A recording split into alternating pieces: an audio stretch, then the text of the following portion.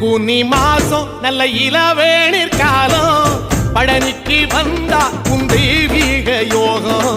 பழனிக்கு வந்தா உன் தெய்வீக யோகம்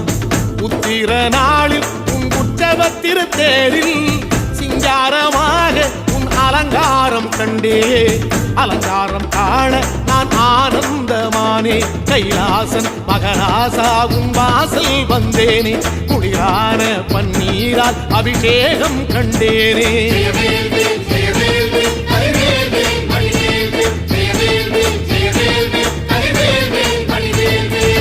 தென்பழனி தேடி உன் தென்பழனி தேடி